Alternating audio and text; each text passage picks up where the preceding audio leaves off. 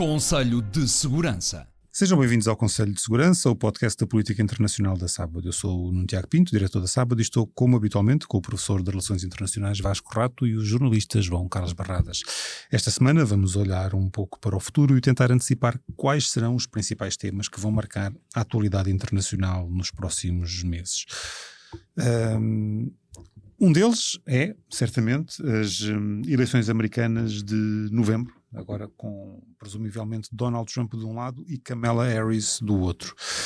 Quem terá a tendência para vencer a eleição e quais as consequências, dependendo de quem sair vitorioso? Bom, a única coisa que nós sabemos neste momento é que o Partido Democrata tem uma possibilidade de ganhar o ato eleitoral em novembro, enquanto há umas semanas atrás essa possibilidade parecia estar vedada quando Biden era o candidato. Mas naquilo que é essencial, vamos lá ver, não é indiferente que ganhe Trump ou que ganhe Kamala Harris, por várias razões. Uma delas, talvez uma que tem sido pouco falada, é a questão energética.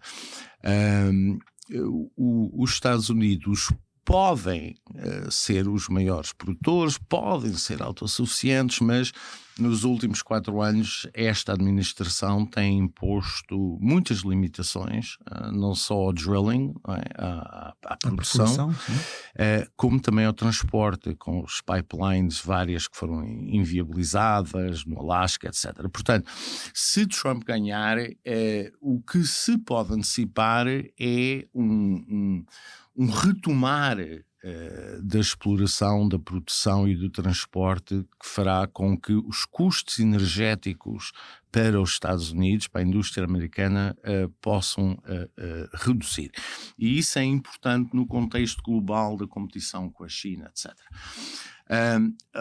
Nós não sabemos muito ainda sobre a política externa de Kamala Harris, mas é possível que haja algumas ligeiras alterações no que diz respeito a Israel, porque o setor que é muito vocal dentro do Partido Democrata tem alguns problemas com Israel, como é sabido, e outra questão é a Ucrânia. Eu creio que se Kamala Harris ganhar, não haverá assim transformações profundas no que diz respeito à Ucrânia. Ela foi apenas à Conferência de Munique na Europa e fez uma intervenção que tinha um guião já estruturado também, de apoio. Sim, mas ela foi explanar a posição da administração, pode não ser a dela no futuro.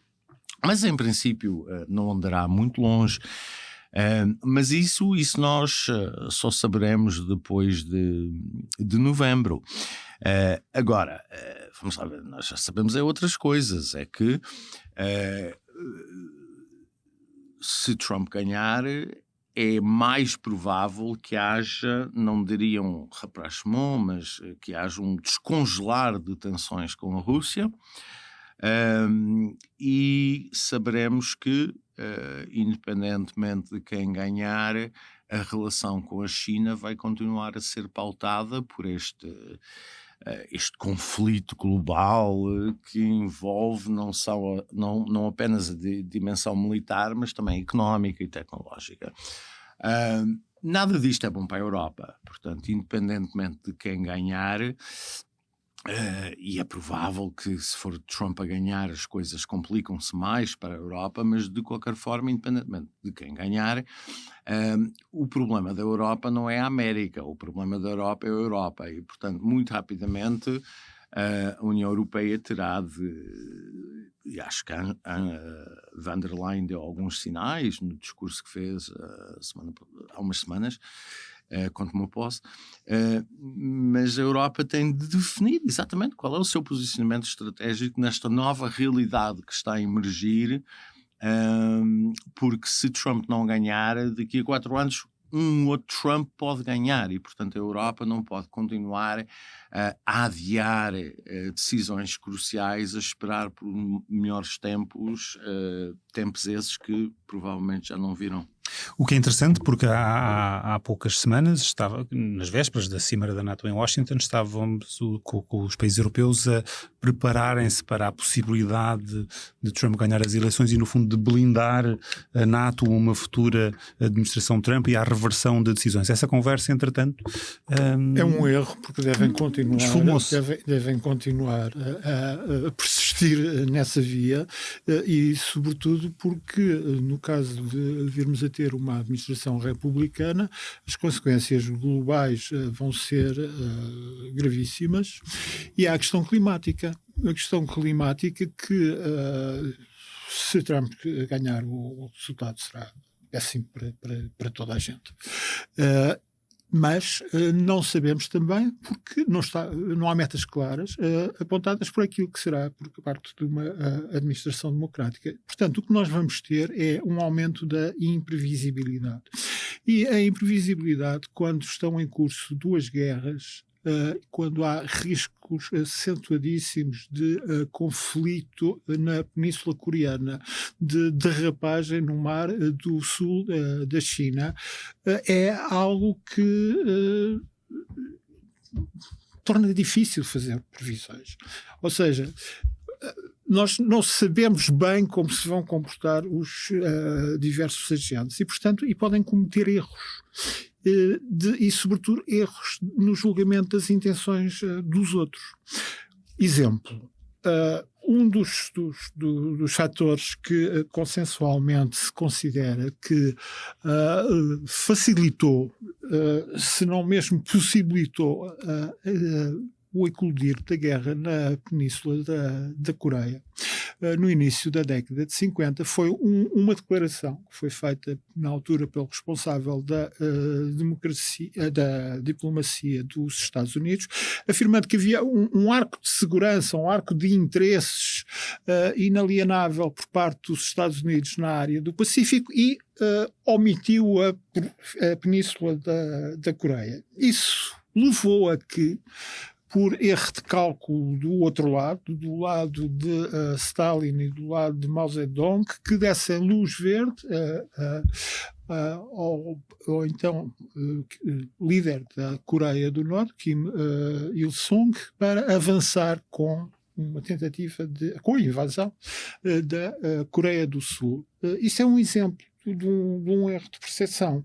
E estes erros de percepção vão-se acentuar até ao final deste ano, porque no caso da Ucrânia nós temos primeiro a dúvida sobre o que irá acontecer em termos de política norte-americana. Segundo, uma situação de impasse europeu, porque temos duas potências, uma delas uma potência nuclear como a França, que entrou numa era de marasmo e plena confusão política que só será resolvida daqui a 2 anos com a eleição presidencial, onde há a fortíssima possibilidade da candidata de extrema-direita Marine Le Pen vir a vencer. A Alemanha, que está em período pré-eleitoral e que Scholz, que tem uma péssima imagem e péssimos resultados, afirma que se pretende recandidatar como chanceler, que terá no ano a seguir também eleições. Portanto, do lado europeu é extraordinariamente difícil articular não só políticas de defesa não apenas naquilo que nós tendemos a ver no sentido de mobilizar efetivos militares. Não, é defesa no sentido de criar indústrias integradas de defesa, tudo isso que a Presidente da Comissão Europeia, que foi recentemente reconduzida, afirma ser necessário. E, por outro lado, o impasse que existe também para conseguir prosseguir com aquilo que eram as metas de índole climática e de política agrícola comum, porque o peso que passou a ter a extrema-direita e as dificuldades que existem na maior parte dos países europeus em promover essas políticas revelaram-se tais que há já um desistir de algumas delas E não é apenas o exemplo mais comum, que é a questão de apresentar datas para terminar com a produção e venda de unidades novas, por exemplo, de carros com motores de combustão. Isso é algo que está em vias de cair. Já se discute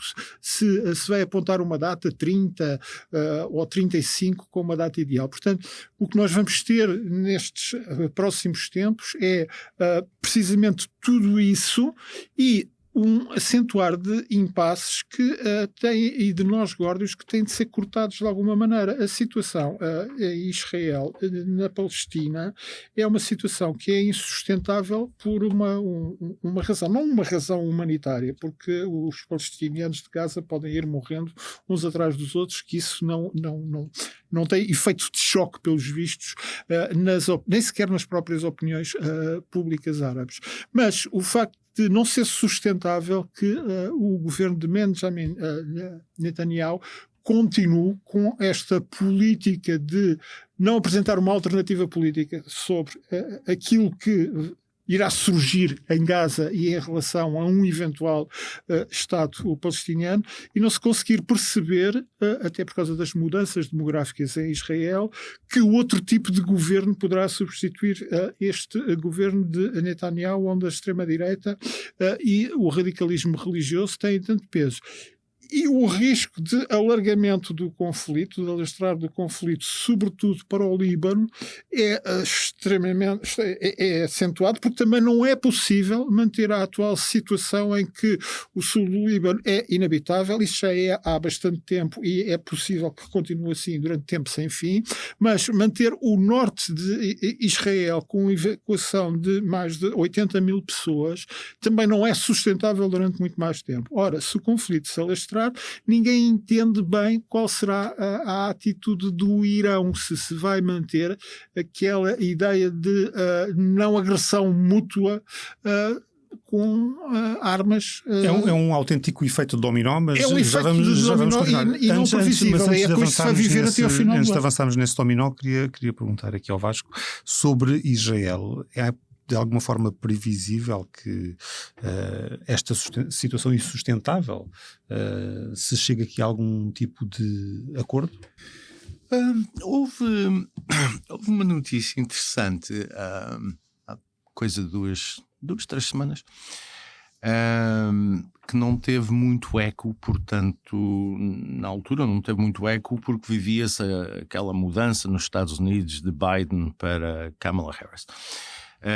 Que foi o acordo aparentemente estabelecido entre as várias fações palestinianas, nomeadamente a Fatah e o Hamas, também a Jihad Islâmica e os outros mais pequenos, sob o patrocínio de Beijing. Portanto, os palestinianos assinaram esta frente comum, não sei exatamente o que é que aquilo foi, cooperação, não é? É uma declaração de intenções de negociação política. Exato, é muito vago, mas é relevante. Mas é extremamente relevante porque os israelitas queixam-se há muito tempo de não terem interlocutor. E agora passam mais ou menos a poder ter um interlocutor. Portanto, isto quer dizer que aquela divisão entre a animosidade entre a Fatah e o Hamas, que caracterizou a política palestiniana nos últimos 15 anos e permitiu que Israel também conseguisse alavancar essa diferença entre os grupos palestinianos, que isso possivelmente terá chegado eu estou a usar uma linguagem muito cautelosa por uma razão muito simples, quer dizer, a gente já viu este filme ao longo da história muitas vezes e notoriamente os palestinianos, as fações palestinianas desfazem alianças. Bom, de qualquer forma, pode-se estar aqui a assistir à emergência de uma plataforma mais ou menos unificada para, em parceria com Israel, mas também com os Estados Árabes, nomeadamente a Jordânia, o Egito e a Arábia Saudita, encontrar ali pelo menos uma pacificação, uma solução de pacificação para Gaza. E posteriormente, obviamente,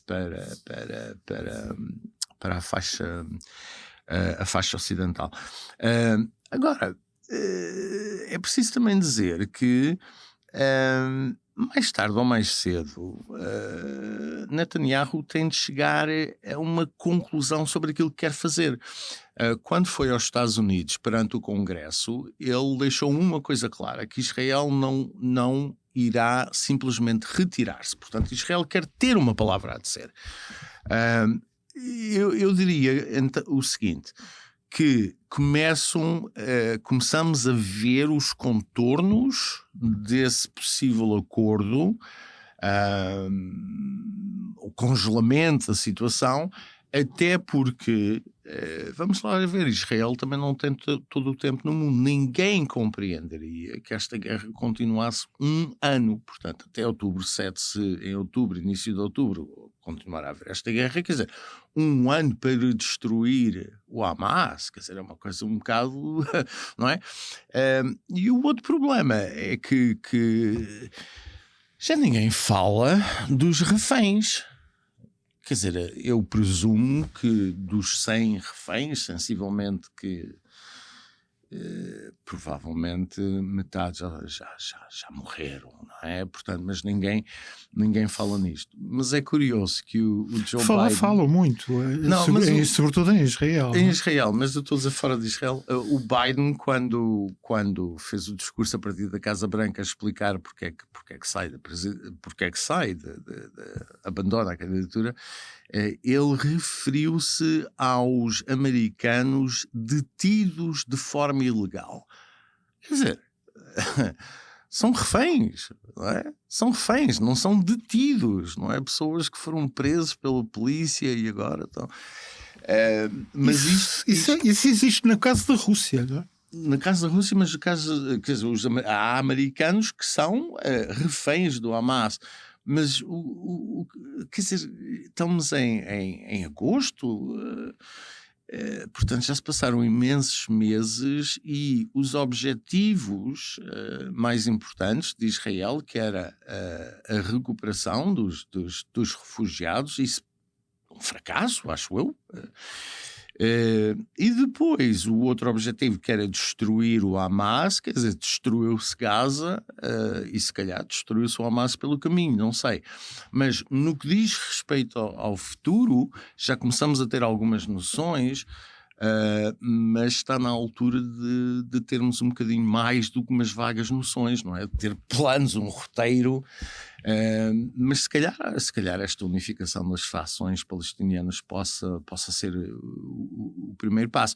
Agora, dito isto, quer dizer, vamos lá ver, eu disse isto já várias vezes aqui neste programa, que é nós em Portugal, na Europa, frequentemente Netanyahu é caracterizado como extrema-direita, um fascista horrível, etc. No contexto israelita e no contexto da direita israelita, que é hoje maioritária, Netanyahu até é um moderado. Não é? Há gente muito mais radical que tem crescentemente poder e influência naquele governo. E temos aqui uma tendência e uma dúvida, que é a China. A China, uma vez mais, aparece por incapacidade quer dos Estados Unidos, presa a Israel, e por incapacidade de Moscou, presa a uma guerra na Ucrânia, aparece como mediador no Médio Oriente. Da mesma maneira que mediou um acordo entre a Arábia Saudita e o Irão, surge agora a mediar um acordo entre diversas fações palestinianas. Ou seja, é uma tendência, portanto, não é deste semestre, é uma tendência que já tem anos de um maior envolvimento político a nível militar, isso ainda não se verifica, da China numa região que é vital por causa de garantir o abastecimento em energia, em gás e em petróleo por parte da China. Por outro lado, temos também a fraqueza interna cada vez mais evidente da China como regime político, ou seja, continuam a amontoar-se os casos de políticos que, estamos a falar de ministros da Defesa, de ministros dos negócios estrangeiros, que caem repentinamente em desgraça, desaparecem sem explicação, das recorrentes campanhas contra a corrupção que já deveriam ter atingido aquilo que seria o ponto de repousado de controle total de todas as instâncias de poder de Estado e do partido por parte de Xi Jinping, mas elas sucedem-se, continuam a suceder-se, ou seja, a instabilidade interna que é motivada por aquilo que é algo que se espera há tanto tempo e que provavelmente um dia, quando já não estivemos à espera disso, vai acontecer mesmo, que é aquele colapso brutal do mercado imobiliário chinês ceder e arrastar consigo não só as finanças dos governos locais, mas as próprias finanças do Estado central, é algo que está muito pouco claro e que vai continuar a ser muito difícil de perceber até ao final do ano. E isso acarreta o risco de, precisamente, ante estes problemas, haver erros de cálculo por parte de Pequim, que tem muito em que jogar, porque primeiro tem o caso da Coreia do Norte, que é um caso que a nós nos aparece estar do outro lado do mundo, mas que não é assim, porque o caso da Coreia do Norte é a prova provada de que não se consegue voltar atrás quando existem situações de proliferação nuclear. Ou seja, o caso da Coreia do Norte levanta a questão do Irão e o que acontece quando o Irão tiver bomba. Vão mesmo os Estados Unidos e Israel tomar ações militares para que isso não aconteça? É possível fazer isso? É possível que isso venha a ter efeitos? Não sabemos, mas são decisões que se aproximam cada vez mais. E não esquecer, estamos naquele período de incerteza nos Estados Unidos. Não sabemos se vai continuar uma administração democrata, neste caso com uma presidente, ou se passa para uma administração republicana. E os períodos de transição são sempre períodos em que as coisas podem ser testadas por parte dos adversários. E depois temos o impasse de Moscovo, ou seja, Moscovo já demonstrou que, a não ser que provoque nova mobilização com riscos para a estabilidade interna do regime, que vencer a guerra militarmente na Ucrânia não vai ser possível. Também não lhe vai ser possível fazer o tipo de concessões que serão necessárias à Ucrânia e aos seus aliados ocidentais para chegar a um acordo de paz. No mínimo, o que se pode ver são tentativas de cessar fogo, mas é difícil que isso aconteça porque vamos entrar no outono e o outono, em termos de condições, não de ataques militares, mas de condições de vida na própria Ucrânia, vai ser extraordinariamente difícil por causa da questão energética, por causa da Rússia ter na prática destruído a maior parte da capacidade de produção de energia na Ucrânia. Obrigado aos dois. O Conselho de Segurança desta semana fica por aqui. Vamos fazer uma pausa de 2 semanas para férias. Estaremos de volta a 23 de agosto. Como habitualmente, pode ouvir-nos nas plataformas de podcast, no site da Sábado e no canal do YouTube da Sábado. Obrigado por estar desse lado. Até breve. Conselho de Segurança.